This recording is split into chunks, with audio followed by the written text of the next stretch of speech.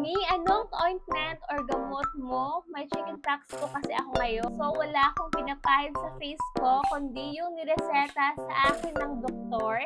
Ito yung Calmosiptin Mist. At nakaubos na ako ng 1, 2, 3, 4. Pero kulang pa to kasi yung iba tinapon ko na. At pang 8th day ko na ngayon.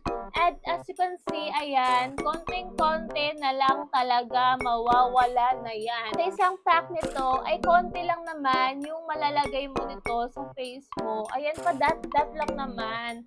At ang ganda kasi nito, pag nilagay mo sa face mo, malamig siya sa balat at syempre, hindi din masama yung amoy, kaya oaks talaga.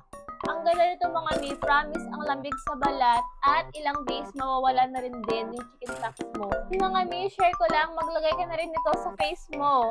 Ayan, kahit walang reseta ay okay lang din. Mabibili mo to kahit saan. Dito sa TikTok shop, meron din. Tingnan mo lang din yung price nito, mas mura dito.